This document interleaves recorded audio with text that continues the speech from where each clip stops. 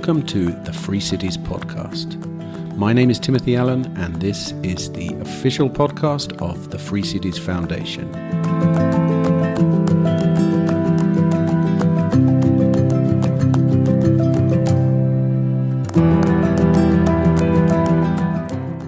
Hello, and welcome to the Free Cities podcast, episode number 27.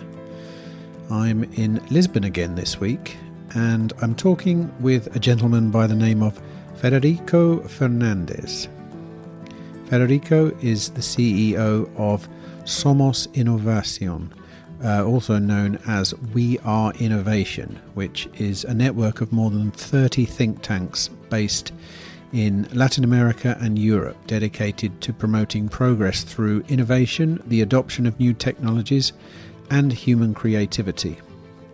Now, unsurprisingly, the main focus of our discussion today is innovation in all of its many incarnations.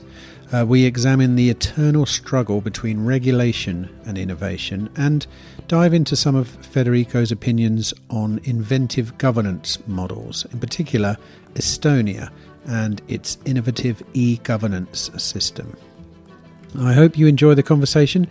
If you have any comments or feedback, please get in touch via our social media channels.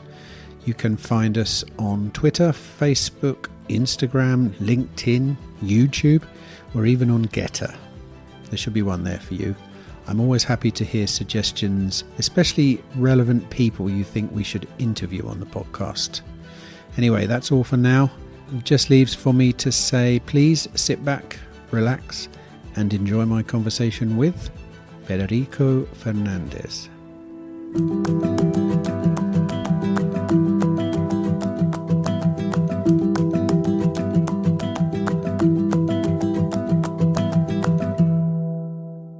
Have you just come from your talk at LibertyCon? Yeah.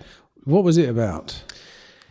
The relationship between innovation and regulation, and how, let's say, to avoid that regulation destroys innovation. Well, there's a good starting point then. Yeah. First of all, according to you anyway, what are the most potent places we find innovation at the moment? As in, the kind of places you're working. But that's a very good question. I would say still the home of innovation is the US, by far. There are, of course, pockets of innovation everywhere, and technology, particularly, internet, cell phone networks, and they allow to build upon of them, and there are amazing examples and new business models everywhere. But the US is at the helm, for sure. That's interesting. I would have assumed that there's quite a lot of regulation in the US compared to something like China. Is that even correct? I don't know. I wouldn't say so. Let's say regulation could be cut all over the world, but keep this in mind.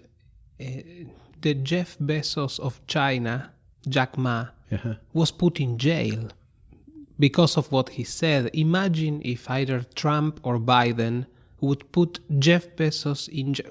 Better said, would kidnap Jeff Bezos because of he said something, because of what he said about the government that they didn't like. Not long ago, the Financial Times published I only read the headline because it was more than enough. Published a headline that said something like this: The Chinese government liberated some experts in a field because they need more innovation in that area, and he was in jail. So, right, I think that's a very rough of regulation. I was going to say the harshest form of regulation. Okay, so USA is the most innovative place, right? And are we going to assume that that's to do with the USA being a sort of federal experiment compared to everywhere else? Let's say the newest version of a governance model that That's a good question. Well, there are a lot of let's say ingredients to this cocktail. John Chisholm, who is an innovator himself, he's also a venture capitalist now and a very successful entrepreneur. he used to talk about the qualities of Silicon Valley and what made Silicon Valley what we know now it is. And there are a lot of things that have to do just with the inner culture, the culture of the place that were not, that let's say it's not that easy to create a Silicon Valley in other places. There are, for instance, one of the things he was mentioning, which may sound that as a small thing, but I think is extremely important, is this idea of job hopping. John was, stressing that particularly in the early years of Silicon Valley, it was very, it was nobody would be surprised if you started one job, then changed to another startup because it was more appealing, and that was and that created a way of interaction that and the ecosystem. And and that was a new thing in Silicon Valley, do you think? That was a very typical thing from Silicon Valley. Is in many industries, let's say if you see a resume of someone who has been changing jobs constantly, in many industries that would be seen as something detrimental, not as someone, I want to hire this person because it's so creative. And he was comparing to an experiment, I think in near Boston. Boston has a lot of amazing universities, has the MIT, I believe it's there. But there were certain cultural features lacking there. He attributed to that the failure, I think it was Route 21, the project in Boston, but I may be inventing the name. So those things are important. Of course, the institutional structure of the US definitely is more important, and also particularly we are in Europe right now and we are recording this podcast. In Europe, the precautionary principle has become some sort of very dangerous dogma. In the US, not yet, at least. I was thinking about Silicon Valley, maybe. Silicon Valley has a culture of the kind of the move fast and break things culture is probably in alignment with the notion of jumping jobs and hopping between things. And I think that's probably something that in that startup world you kind of have to do, because it's 99% of all those startups fail anyway. I suppose in older legacy systems that have been well ingrained, you have less need for it. And I suppose, how does Europe then compare? How does Europe stifle innovation then compared to somewhere like the US? If the US is such a hotbed. Just definitely we'll go there, and we could be talking for a couple of years about that subject, but just a quick footnote to what you said. I totally agree, and the relationship towards failure is also something. For instance, in Silicon Valley was totally understood, and nobody would think less of you because you had a startup and it failed. It's not that you're a failure; it's that 99% fail, and that was completely understood. Again, compared to more traditional industries and traditional views in general, in my country, in Argentina, in Latin America in general, of course, in the young people, these things are changing, but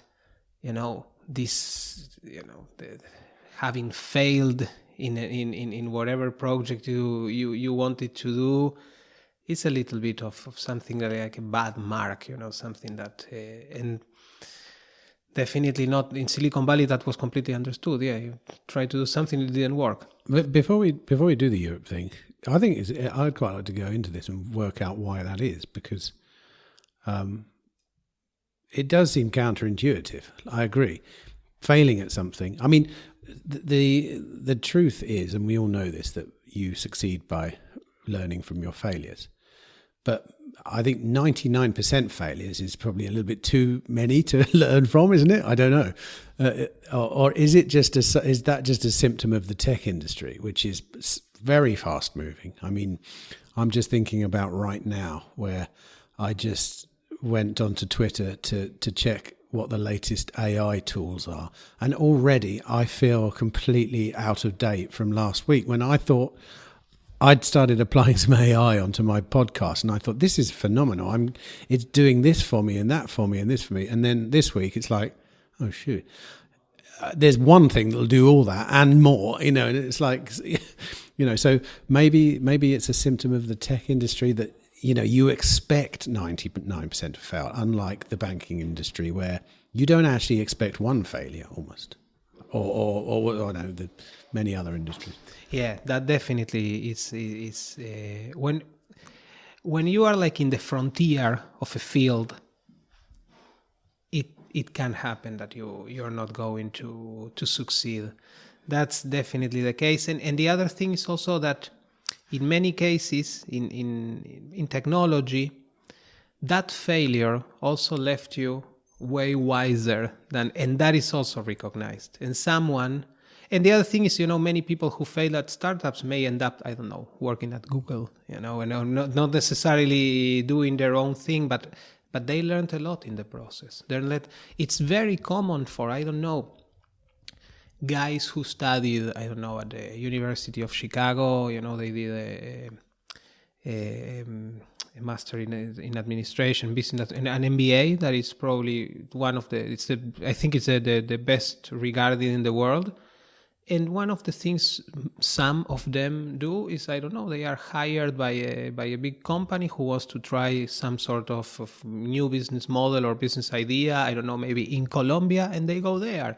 If they make it, they'll become billionaires probably. And if not, they learned a lot, and that will be valued in their next job because they tried something. It's not. The other thing that, just to think about it, I like to reflect, particularly when I see, I don't know, old people working, or I always like to reflect and keep in mind how difficult it is to earn a living. Which means providing something of value to someone else in order to support yourself. And sometimes we lose, sight and perspective about that. And particularly, unfortunately, governments and regulators many times forget about that and make the lives of those people impossible. And really, just let's say, just really when you think about that, hey, I'm going to provide something, a service, something that is going to be liked by enough people that it's going to support myself and my family. That's very difficult. I mean, that it's doable, thank God, but that's very difficult, and that requires a lot of work. And there's AI that can do, what you were providing a magnificent services, and now AI does it for free or for just $10 a month. There are a lot of things that go on.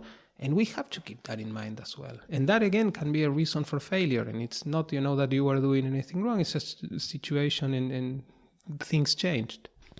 I agree. And I think it is possible to add value in the world these days. But I'm probably wrong here. I'm probably looking through a sort of narrow lens at this here. But I do feel it's becoming harder. Personally. Now, that could be because I'm set in my ways. I'm 52. I have a set of skills that I've honed over my life, and they're good. I'm really good at the things I do, but those things are probably devolving away.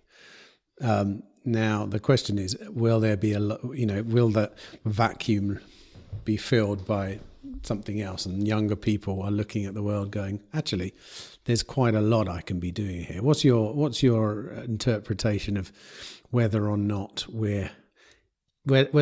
providing a service is getting harder?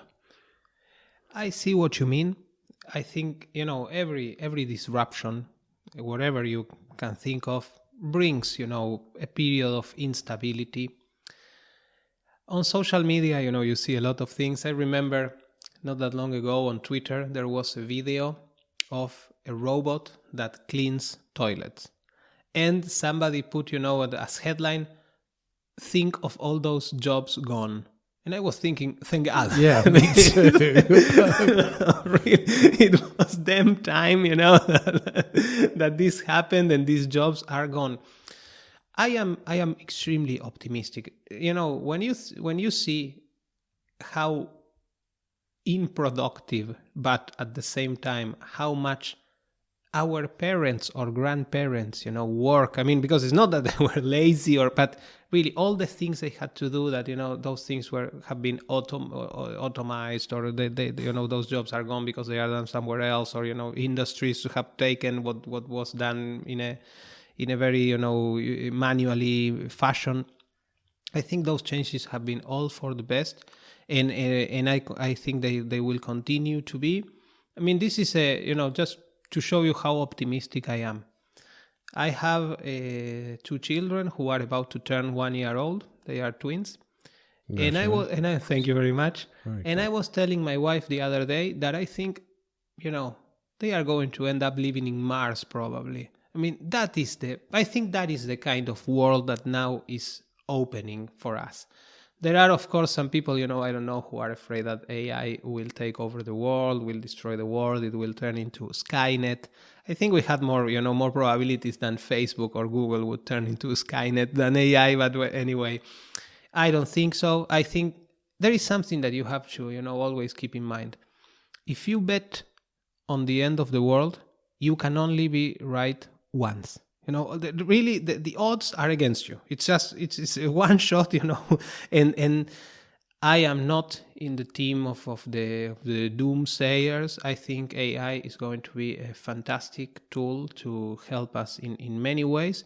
And I think completely new horizons are opening for mankind, and I think they are going to be mostly amazing. And really, I really think that the babies of today are going to be pioneers in space, for instance. Yeah, I'm almost certain we're going to go to Mars. I don't know how quickly we're going to go to Mars. I certainly don't think I would want to go to Mars. Maybe that's something that the sort of younger generations would find more enticing. But I love the planet, you know what I mean, in quite a visceral way. And I love nature, and I love, the thought of living in a colony on Mars doesn't really excite me. Maybe that's something that would be so second nature to us in the future that actually, it's something we do. All right, let's go back to how Europe stifles. You seem like you had a big list of things you were about to tell me all about, and I'm interested to know, since we are in Europe. I do live here. I live in Wales. You're living in South America, or are you here? No, most of the time here. Right. Okay. So it's relevant then. Indeed. Yeah. Europe. Let's say Europe and the European Union. Let's talk, because the issue is the European Union. I think the European Union, in many ways, has been an amazing institution. I think many countries have not self-destructed thanks to the European Union. I think we have to remember how the European Union was born, which was, let's say the predecessors of the European Union can basically be dated, the day after Second World War ended, and it was created by probably titans, you could say, who by the way, they were also, all of them were Catholic. That's interesting to keep in mind. But in any case, I am not in the EU bashing. I am not in the idea that the European Union is an evil institution or anything like that. Having saying all this, that I really think, and I admire the European project in many ways. The European Union is unfortunately trying to turn Europe into something that does not exist and will never exist, which is a regulatory superpower. You can dream about that. Today at the LibertyCon conference, somebody, sorry, I cannot quote this person because I don't remember who he or she was, but somebody said, repeated this, something that it's been said many times, that is, the US innovates, Asia copies, Europe regulates. And that's, from that triangle, that's the worst part by far. And Europe basically, make the following exercise. Think anytime something new and cool comes up. Immediately some European politician or public official is trying to ban it, run an investigation about it, or, frowning upon and, making faces, and crying about it. Basically, it's all the time. It's with whatever. Think from... Even ChatGPT has been banned in Italy, isn't it? From e-scooters to ChatGPT. Yeah. Anything, it's susceptible to be banned in Europe because some whatever strambotic reason. And that is, let's say, that kind of mindset and like starting points about, how you approach innovation are extremely dangerous. So what's that all about then? Why is that triangle in existence? The innovate in America, copy in China, regulate. The China bit I get. Seems easy, it seems obvious, but why is it? What is it about the European project that makes people? Is it because the innovation is not coming, therefore, by default, and the innovation is not coming? It's a self-fulfilling prophecy. Yeah? The innovation is not coming, so therefore, when it comes from outside, it's a threat and needs to be regulated. I mean, I don't know. Is that a fair theory? I think there's a part of that for sure. Let's say my assessment about this thing is the following. I think Europeans are extremely innovative, individuals. And there are a lot of examples. Unfortunately, most of Europeans living abroad, not being in Europe. That's it's not, let's say, a problem that, you're European, therefore you cannot innovate. No, there's innovation. The issue with innovation, as I see it, is like this. Innovators are part of the ecosystem. But the ecosystem is wider, and the ecosystem includes social views and institutional norms. In the European Union, unfortunately, in many cases, not all of them, and there are some positive that we could talk about too, but that institutional part and also how innovators and innovation is perceived is really against innovation. So that is the big issue. Of course, when, let's say, if I invite you to my house, but I tell you, hey, I have a tiger walking around, the floor is a minefield, and I'm not going to feed you or even give you water, and you don't come to my house, and nobody comes to my house. They go to the neighbor's house because, it has a lovely house, with normal people, and, no wild animal is going to attack you. Yeah. I'm not going to thrive, probably. And that then comes what you mentioned. Yeah, you don't become a hotspot for innovation. On the contrary, you become and you end up being like this very sad and frustrated person that is always raising, their finger and saying, but, this is going to end up the world, but this is bad because of this or that. E-scooters have been banned in Paris. I mean, because apparently there have been something like 300 accidents I'm not saying deaths, or people losing a leg or an accident. When you check, of course, there are certain things that can be done better regarding e-scooters, which are amazing in many other ways, but when you check how many people die per year in traffic accidents in France, you should be first banning cars and motorcycles. But innovation is way easier to bully because it's something new. It's easy to present as, all the numbers are very easily overblown. And of course, there are no lobbies for what it's not yet, what hasn't become yet. And that is another issue that in Europe is, let's say, very well established, that, the incumbents have very powerful lobbies.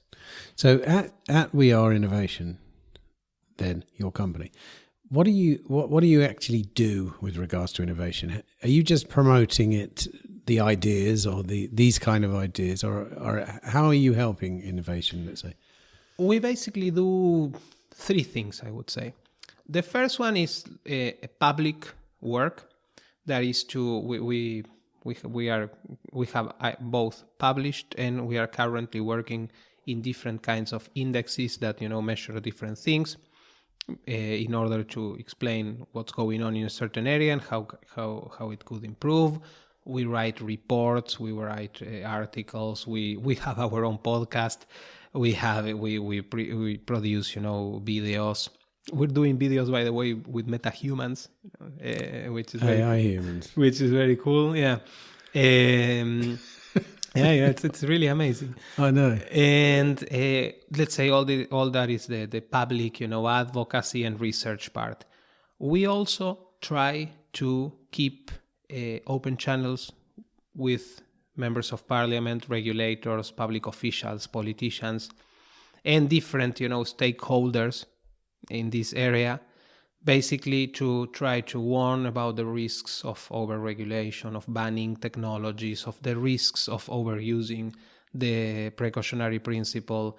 Our approach, and we're very clear and blunt about it, our approach is what Adam Thierer calls permissionless innovation, which is basically unless you can build a very strong case, and regarding harm, I mean in the most physical way, meaning of the word, unless you cannot build a very strong case against a new technology, a new business model, this should be let to exist, and citizens, consumers should decide whether they adopt it or not faceless bureaucracies, maybe applying regulations that were written 20 years ago. I like to quote this example because I think it's very telling.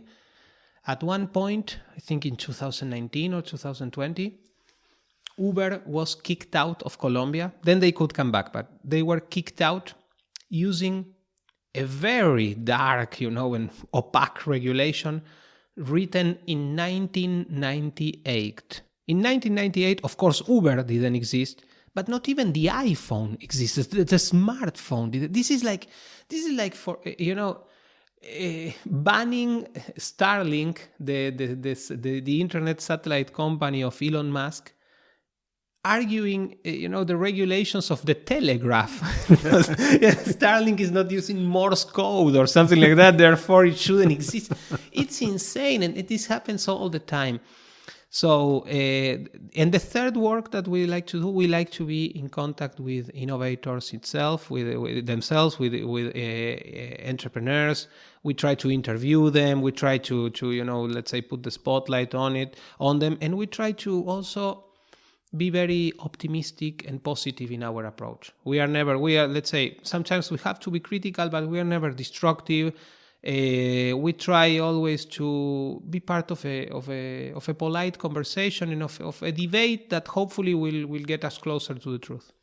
What about innovation in governance models? Is that do you go anywhere near that, or is it more like innovation in things? We have, as you know, innovation is a very wide concept. We have picked certain areas, but we try always to be very open. The only issue is you don't want to spread so much that you're very thin everywhere. In governance, of course, we really admire private cities and all those projects.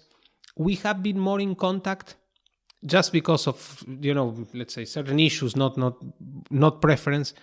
We have been in principle more in contact with the Estonian experience regarding e-government. We really like that approach.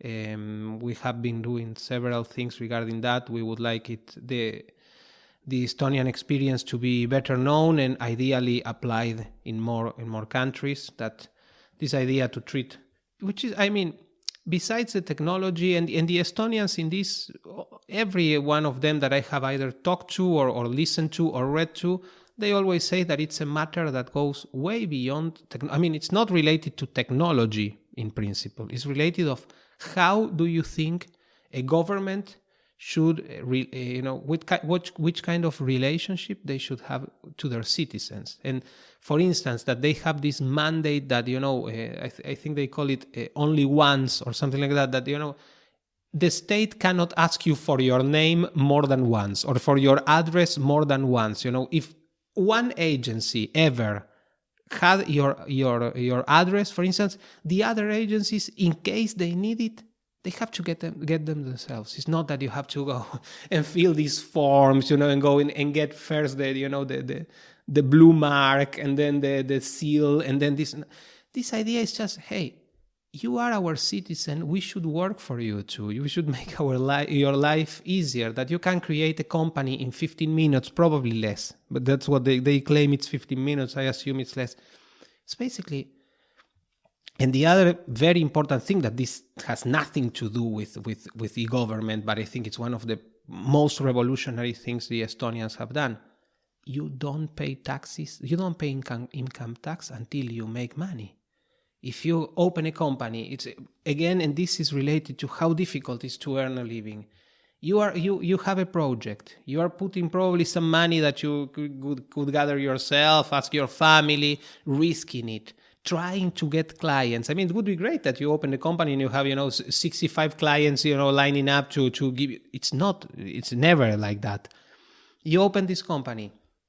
You're trying to test whatever idea you have. Why the state should demand you to pay taxes in order to exist? Because it's basically, if you're not making money, it's basically you're paying a tax that allows you to exist. That thing that, I mean, it's very common sense. Well, Estonia is one of the very few countries in the world that has such a tax system that eventually you will pay, but first we'll let you make money and get some clients and get some income. That's interesting. I didn't know that about Estonia. Obviously, I know a little bit about it's an attractive place to go and start a company. Can you go a bit deeper into Estonia? Tell me a little bit about what you know or what you've experienced, and Estonia has a lot of admirable features. Some of them I've mentioned. Another, let's say the two very distinctive aspects of what Estonia is doing is one is the tax system, and the other one is the system of e-government. The tax system is they have a flat income tax, which is 20%. But as I said, if you are not making any revenue or you are reinvesting whatever you have gained, you don't pay taxes on that. You only pay taxes the moment you give yourself a dividend, or you pay a salary to yourself from your company. The money that stays, let's say, at the company's account, so to speak, that is not taxed, and I think that's completely fair. That doesn't mean that you're going to evade taxes or anything like that. It's just that if you are not getting the money to yourself, you're not paying any taxes. That's one of the fantastic things, and the other thing is really that the flat tax is a very clear and transparent and fair system. The enemies of the flat tax is very funny. I mean, they lack, let's say, and I'm definitely not an expert in mathematics or anything like that, but let's say there's always this mantra: whoever has more should pay more. Well, if you are making $1 million per year and I make 100,000 and we pay a flat rate of 20%, you are paying way more than I am. I mean, it's just that the state and the government is not penalizing you for making more money, and especially for growing. Because when you have, a progressive tax system, one of the things you're doing is penalizing people for doing better. So, with everything that we just said, how difficult it is to earn a living, how difficult it is to improve your situation. Once you've done all that, which is very difficult, the state says, no, sorry, now you have also another hurdle, which is I'm going to tax you even more. In Argentina, this has become so crazy that people have refused to get pay raises because they would enter in the next category and they would in their pockets less money, which is absolutely insane. But this happens, and this is an Argentinian economist defines it as the government give you a handoff, which is a rugby maneuver that when somebody tries to tackle you, you literally put your hand in their faces and try to stab them. So that is amazing about Estonia. Very tax transparency. The taxes are very easy. You can literally do your taxes in like 3 minutes. So everything is online. This is when the tax system and the government interconnect. Simple, easy, transparent, fair. And the second thing is the e-government system, which basically allows you to have whatever relationship you have with the government online, extremely comfortable. But, and this is also key, when they made all these reforms, the idea was not, currently in the government, let's say, we have 1 trillion regulations and things that the citizens have to comply with. So we're going to do this online. So instead of going, a million times to public offices, you have to devote, I don't know, 100 hours per year or 200 hours per year in the comfort of your home, in front of your computer or cell phone, trying to do that. No, the idea was, let's radically reduce and drastically eliminate a lot of red tape to make it as easy as possible. That is why e-government, and I've seen this particularly in Latin America, e-government is not a very popular concept in many countries, because many countries, what they have done is basically, now you can download this ridiculous form that you have to complete every year or every 6 months. Now it's a PDF and you can download it and print it. Yeah, I mean, it's an advancement, you could say, but that is not the key issue, and why Estonia works so well is because they used it to radically transform and improve the kind of things that citizens have to do with towards the state. So those things are amazing. And let's say on top of this, the easy taxes and the e-government, they created the Estonian e-residency, which is, I mean, the name is a little bit misleading, but the idea is that no matter who you are and where you are in the world, you can do a very simple bureaucratic thing, and you can get an e-card, which is an identification that allows you to open a company in Estonia, pay taxes in Estonia, do everything. It gives you all the economic rights that an Estonian citizen has, but you can do it from wherever you live. The misleading thing is that, let's say, it's everything except of a residency, because let's say that doesn't grant you the right to live in Estonia, but grants you the right to operate as if you were Estonian. When you think that Estonia is a full member of the European Union, you can basically, it's like your company becomes a citizen of the European Union based in a country that is very friendly to business, and it has a very simple tax code and a very simple government regulation that you have to comply with. That is amazing. Many other countries now are trying to do similar things, and I think that these things are great. But let's say the simplicity of Estonia and how well the government system runs, it still gives them an advantage in this area. Correct me if I'm wrong, though, with regards to tax, for example. Becoming an e-resident of Estonia doesn't grant you their tax rate if you're still dwelling, for example. Like in my case, in the UK, I think part of the way they decide who you pay tax to is where you spend the most amount of time. So, but I presume there are some countries where that's not the rule. So you could position yourself in Estonia without actually being there and pay tax to Estonia, or is that not the case? That's a good question. Not necessarily, and the Estonians are very clear about this, and I understand why they are, because they don't want to be blacklisted or anything like that.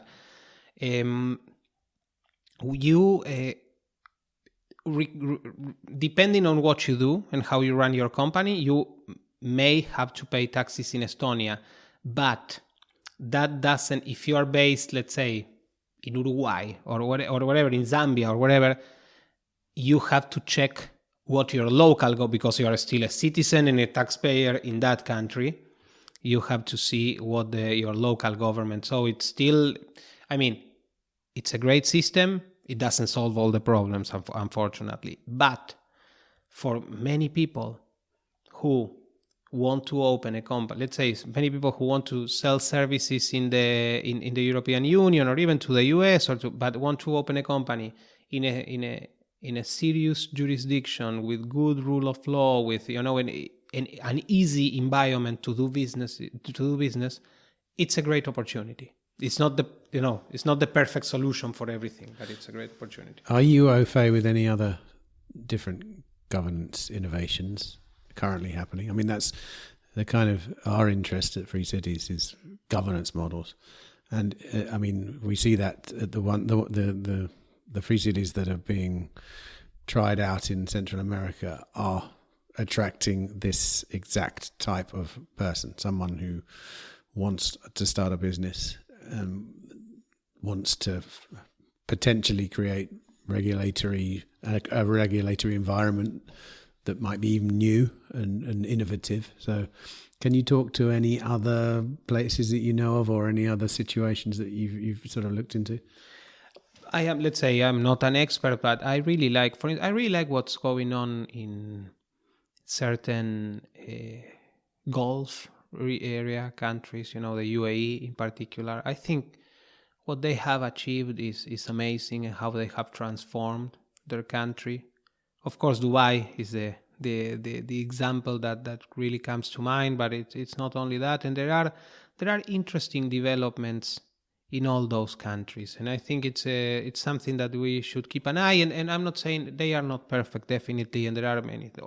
Everywhere you have to improve certain issues, but I think they are in the right trajectory. And one of the key issues that I think they are trying in many aspects is to try, and this in the best way possible that you could understand it. They are trying to treat their citizens as clients, and that I think it's a fantastic approach. And so I think there are interesting developments. In Europe, there's this very small country, Liechtenstein. I think they are doing amazing things, and the rest. I think that the most innovation that we are going to see in the near future will come from more, like newer alternatives, such as what's going on in Honduras with Prospera and other. I think we are going to see really. Because let's say the kind of arrangements that you can create there are you can really go to the frontier in the best meaning possible of the term. In other places is more complicated. Another thing that, by the way, I just recently was discussing in our podcast is the notion of mobile voting, and how, for instance, how it could improve the situation in the US, particularly regarding primary voting, and how now both parties, the Republican and the Democrat Party, they are in a way hijacked by the most extreme members of the party. Very few people vote in the primaries, and the ones who vote tend to be the most ideologues.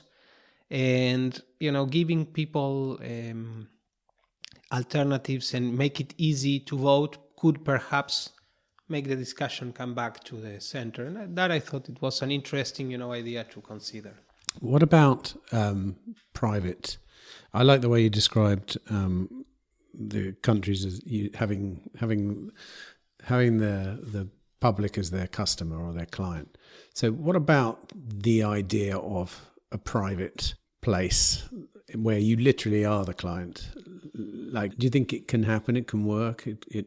Yes, I do. I'm fascinated by the idea. I let's say my first contact with such a kind of thinking, I would say, came from the book of Robert Nozick, Anarchy, State and Utopia, particularly the last part in which Nozick talked about how a classical liberal society should work, which is basically with private organizations that, private societies that you join if you like what they have to offer. And I always thought that was it. I mean, once you read it, it seems like a very obvious idea, but that's, that's one of the features of something that is truly genius, that, once after you read it, as after somebody came with that, you think, of course, this was so obvious. Well, it wasn't so obvious until until I read it from Nozick. And I have always been fascinating with that kind of, that kind of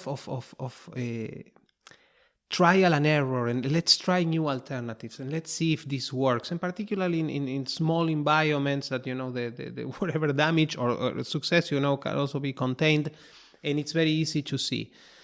What I always think, and this is just, let's say, my way of thinking, and I'm sure there are a million reasons why to do something like this. I always like to think of let's say, what Nozick was proposing, and now of these alternative governance alternatives, structures and regions. I think they should never be a place for retreat.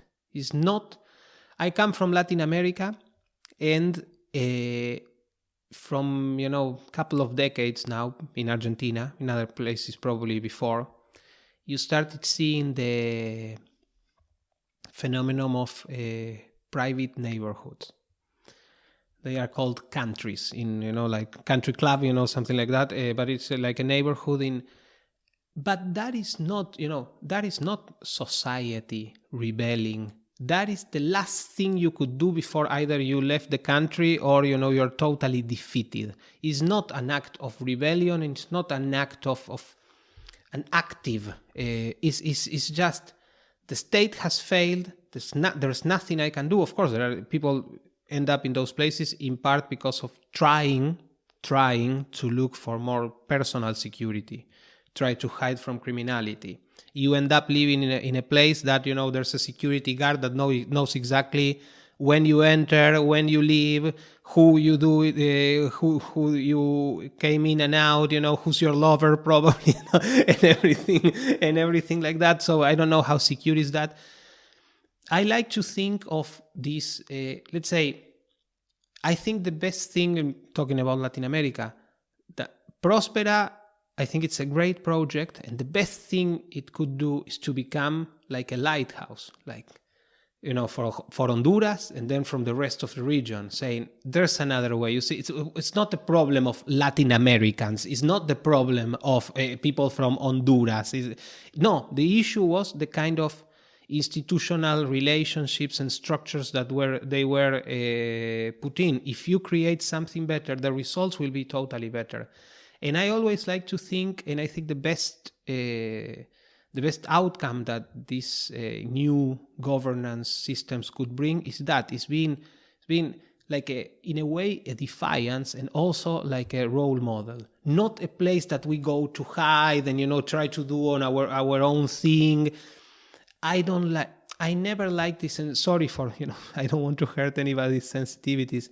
But I never liked this idea of Atlas Shrugged, that talented people and creative people go and hide in a nice place while everything burns. There is no certainty that after Manhattan collapses, you would come back as John Galt will come back as a savior. Probably. In Manhattan, there will be some sort of Idi Amin, from the Lower East Side, who will kill him and eat him. It's not going to be greeted as the great savior. I think I'm never in favor of chaos. I'm never in favor of, let everything burn, as long as I don't think that's sustainable. And I really think these new structures of governance should really be trying to become more and more popular, make people know the successes they are achieving, and be a force for change. It's interesting talking about private neighborhoods, because there is a similarity even between Prospera and a private neighborhood. So what would your solution then be to the problem of security, for example. I agree. You don't want to be, you don't want to live in a compound. But by the notion of something like that, a lot of people who would subscribe to those places probably want the property they own to be protected. I mean, that's the essence of property rights, right? So what would your solution be in that case? I think I understand there are certain, let's say, parallelisms you could maybe find between a place like Prospera and a place like a private neighborhood. But I think those are, they are very shallow. Prospera is a new experiment. It's a new, let's say, it's a completely different kind of institutional arrangement that is trying to achieve something. The private neighborhoods in Argentina are the best room in the Titanic. So that is, it's comfortable. Maybe you have someone, playing the violin or something like that. They bring you, champagne and oysters, but you're going down. You're not doing it. You're not doing anything radically different from the rest of the country. Some of them, and this is, let's say even aesthetically, it tells you something. Some of them are surrounded by slums, by favelas, but what we call villas miseria. Nothing is going on there that it's better or it's an improvement or it's just, people with means, not necessarily, mega rich, just people with means trying to get the best places in the best rooms, in the best cabinets in the Titanic. They are not doing something different. They are just trying to survive. I understand. I'm not judging them because of this. But that is not something that is going to bring any change. If Prospera delivers what we think is going to deliver, the potential impact for that, for the rest of Honduras, the rest of Central America, and the rest of the Americas and the world is massive. If I go and show you some middle class guy living in a nice house surrounded by slums and just suffering exactly everything the same as all of us suffer, but just he lives in a nice place that apparently is secured when you are surrounded by guards who you don't know who the hell they are. That is not something like Prospera. I get it. There's no innovation happening in a private gated community. You're right. You're absolutely right. I've been to Prospera, and it's true. It's an innovation hub. There's no question about it. I mean, it's exactly what it is. It's there to attract innovation, quite literally. So it's something I'm sure you. So I had a quick question actually about when we were talking about what your company does. You said you create indexes. Is that indexes of innovation? Is that like, if I want to know where are the best places to go for innovation or the best, I don't know, the best innovations in a particular field, is that what they are? No, not right now. There are certain, indexes that are very good. If you want to know which country is more innovative than other one, those tools have been, there are good things that you can access already. So no, those are not the things we are currently working. We have worked, for instance, in the past in an index for cities in Latin America regarding the sharing economy.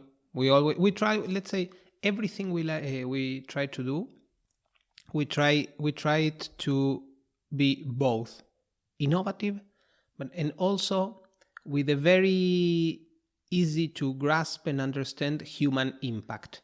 Let's say quantum computing, I think it's amazing. Probably I don't fully understand it. Me neither. But it's not that, my grandmother wakes up thinking about quantum computing, and how wonderful it's and the potential.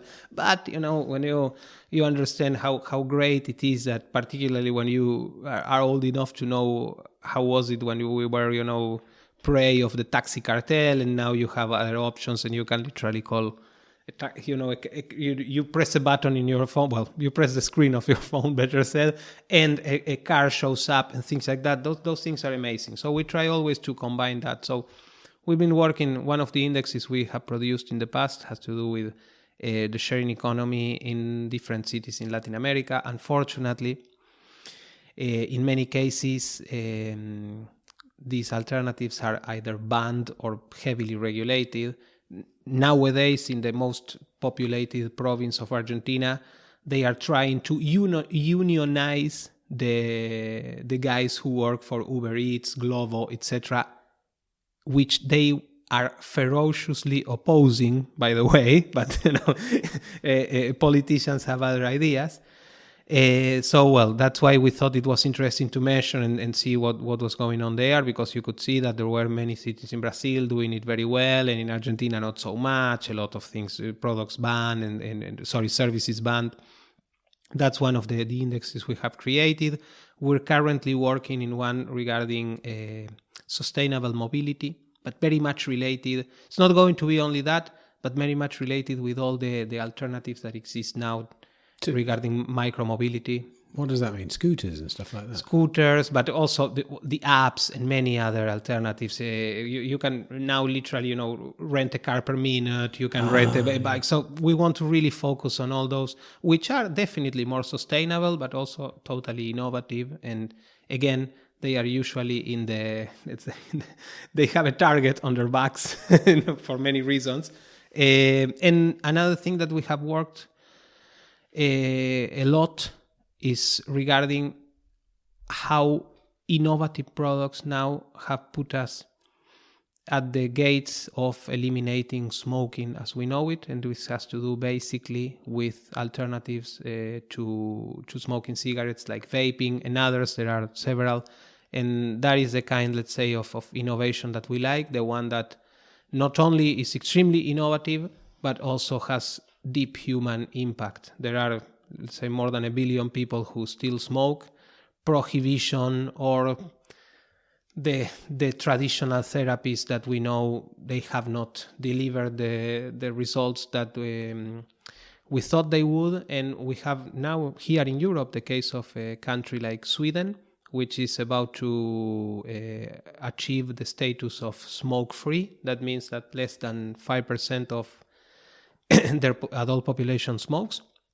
And you can use, when you see the statistics about, throat cancer, lung cancer, and all the diseases related to smoking tobacco, they are 40, 50, 60% lower than the European Union. We're not comparing. If you compare to other countries, it would be like 90% less.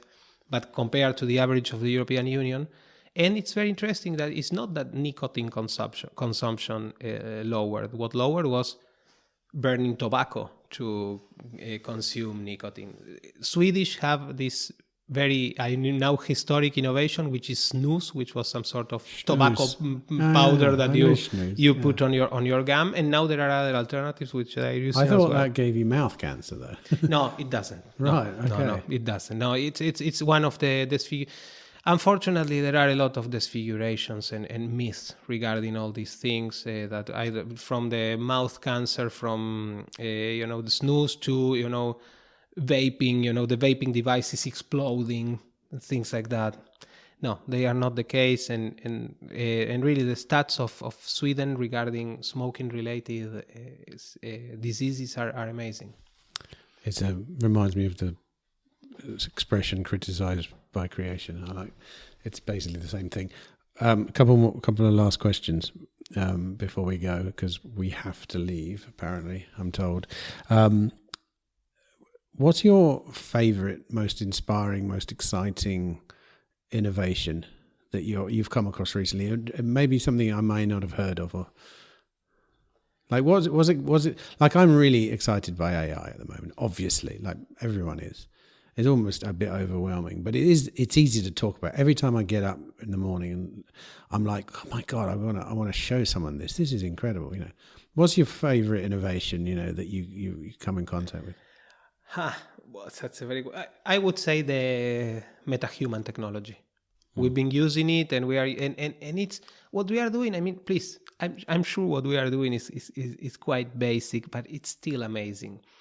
For instance, one of the things we've done is we are doing an event in Sweden in a couple of days, and will be presenting an opinion study that we commissioned. So we created a script for a video and to present the results.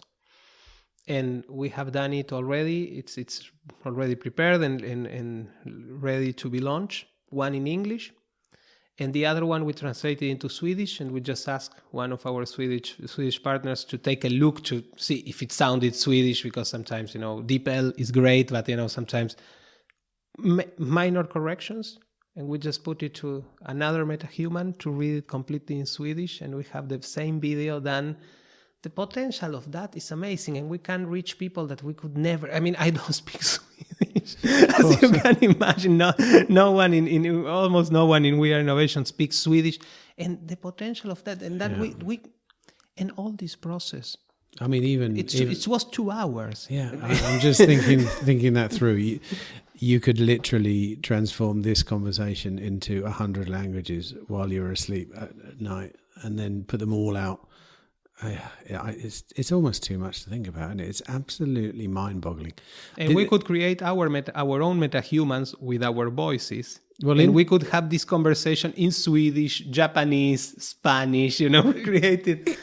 Yeah, can you imagine us doing it in Spanish? In Japanese. That would be quite funny. It's interesting though. Like, this is a true story, but there's a podcast I listen to. It's a Bitcoin podcast, and a few episodes ago they something happened to the sound, and the actual mic stopped working, but they were filming it, so they got sound through the camera, but it wasn't good enough.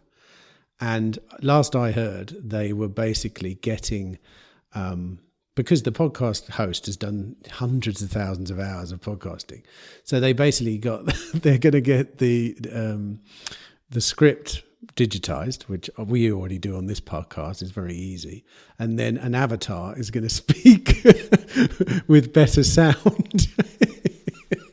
I mean, really, it's just mind-boggling, the potential. I know what you mean. It's absolutely astonishing what's just about to happen. I'm excited and overwhelmed at the same time, because it's just too much that I feel like I could do now. I almost get that nervous creativity feeling where it's like, oh my God, I need to be doing this. I need to be doing this. And it's almost like sometimes that can stop you doing anything, because you're just, by the time I've just got my head round creating summaries of our conversations with AI. And it took a little while to work out how to do it. And already now I should be doing something else. I should be having a translator. We should have Japanese listeners already. And I'm like, Jesus, Anyway, okay, last question. This is our traditional question we ask everyone. You have a 1-year sabbatical. It's all paid for. Someone's paying for you. What do you do in your 1 year? That's a very good question. I mean, at this point of my life, I couldn't think of not working for 1 year. So I think I would continue working probably from Prague. That's what. You just move. Fair enough. I mean, you could, you get your benefactor would probably give you a very nice apartment for a year. Exactly. Yeah. Wow.